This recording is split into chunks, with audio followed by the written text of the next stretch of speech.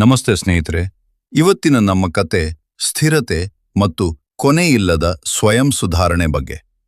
ಜೀವನದಲ್ಲಿ ನಾವು ಮುಂದೆ ಬರಬೇಕು ಅಂದ್ರೆ ನಾವು ಎಷ್ಟು ಟ್ಯಾಲೆಂಟ್ ಇದ್ರೂ ಸಾಕಾಗೋದಿಲ್ಲ.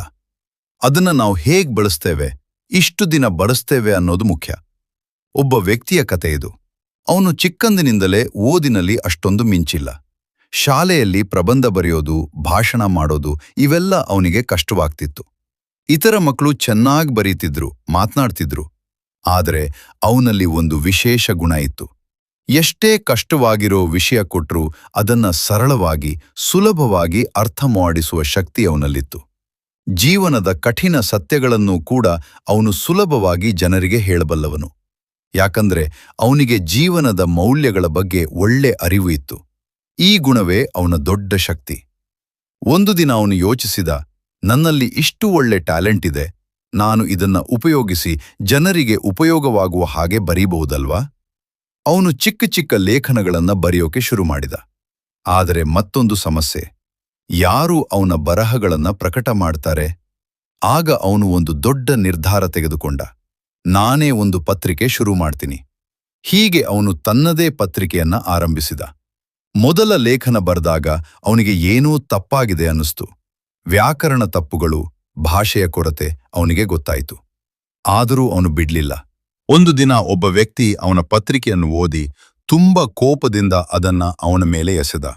ಇದೇನು, ವ್ಯಾಕರಣ ತಪ್ಪು, ವಾಕ್ಯ ಸರಿಯಿಲ್ಲ, ಓದಲು ಕೂಡ ಆಗಲ್ಲ ಅಂತ ಹೇಳಿ ಹೋಗ್ಬಿಟ್ಟ. ಆ ಕ್ಷಣದಲ್ಲಿ ಅವನಿಗೆ ತುಂಬ ನೋವಾಯಿತು. ಆದರೆ ಅದೇ ಕ್ಷಣ ಅವನ ಜೀವನದ ತಿರುವು ಆಯಿತು. ಅವನು ಯೋಚಿಸಿದ, ಇವರು ನನ್ನ ಮೇಲೆ ಎಸೆದಿದ್ದು ಕತ್ತಿ ಅಂತಿದೆ. ನಾನು ಅದರ ಮೂಲೆ ಹಿಡಿದ್ರೆ ಗಾಯ ಆಗ್ತದೆ, ಆದರೆ ಅದರ ಹ್ಯಾಂಡಲ್ ಹಿಡಿದ್ರೆ ಅದು ನನ್ನ ಅಸ್ತ್ರ ಆಗ್ಬೋದು. ಅಂದರೆ ಟೀಕೆಗಳನ್ನು ನೋವಾಗಿಟ್ಕೊಳ್ಳೋದಕ್ಕೆ ಬದಲು ಅವುಗಳನ್ನು ಶಕ್ತಿಯನ್ನಾಗಿ ಮಾಡಿಕೊಂಡ. ಅವನು ತನ್ನ ತಪ್ಪುಗಳನ್ನು ಪಟ್ಟಿ ಮಾಡಿದ. ಪ್ರತಿ ತಪ್ಪನ್ನೂ ಸರಿಪಡಿಸೋಕೆ ಶುರು ಮಾಡಿದ. ಮತ್ತೆ ಒಂದು ದೊಡ್ಡ ಐಡಿಯಾ ಅವನಿಗೆ ಬಂತು. ನನ್ನಲ್ಲಿ ಎಲ್ಲ ಸ್ಕಿಲ್ ಇಲ್ಲ, ಆದರೆ ಸ್ಕಿಲ್ ಇರುವವರನ್ನ ನಾನು ಸೇರಿಸ್ಕೊಳ್ಬಹುದಲ್ವಾ?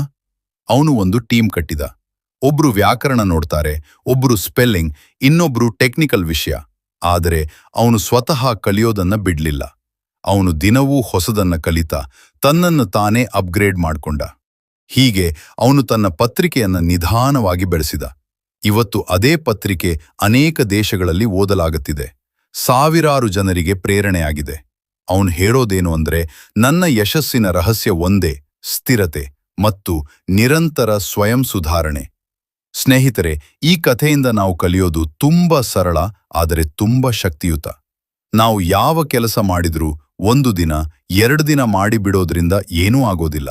ಜನ ಏನ್ ಹೇಳ್ತಾರೆ ಅನ್ನೋದನ್ನ ಬಿಟ್ಟು ನಮ್ ಟ್ಯಾಲೆಂಟ್ ಅನ್ನ ಹೊರತೆಗೆದು ನಮ್ಮನ್ನ ನಾವು ಪ್ರತಿದಿನ ಸ್ವಲ್ಪ ಸ್ವಲ್ಪ ಸುಧಾರಿಸ್ಕೊಂಡು ಹೋಗ್ಬೇಕು. ಒಂದೇ ದಾರಿ, ಸ್ಥಿರತೆ ಪ್ಲಸ್ ನಿರಂತರ ಅಪ್ಗ್ರೇಡ್.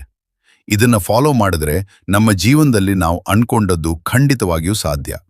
ಹಾಗಾದ್ರೆ ಇವತ್ತಿನಿಂದ ನಾವು ಕೂಡ ನಮ್ಮ ಜೀವನದಲ್ಲಿ ಕನ್ಸಿಸ್ಟೆನ್ಸಿ ಇಟ್ಕೊಂಡು ದಿನವೂ ಸ್ವಲ್ಪ ಸ್ವಲ್ಪ ಬೆಳೆದು ಹೋಗೋಣ. ಧನ್ಯವಾದಗಳು. ಪಾಸಿಟಿವ್ ಲೈಫ್ ನಾಲೆಡ್ಜ್ 333 ಚಾನೆಲ್ನ ವಿಡಿಯೋಸ್ ಇಷ್ಟವಾಗಿದ್ದರೆ ಲೈಕ್ ಮಾಡಿ, ಸಬ್ಸ್ಕ್ರೈಬ್ ಮಾಡಿ, ನಿಮ್ಮ ಸ್ನೇಹಿತರಿಗೆ ಶೇರ್ ಮಾಡಿ. ಧನ್ಯವಾದಗಳು.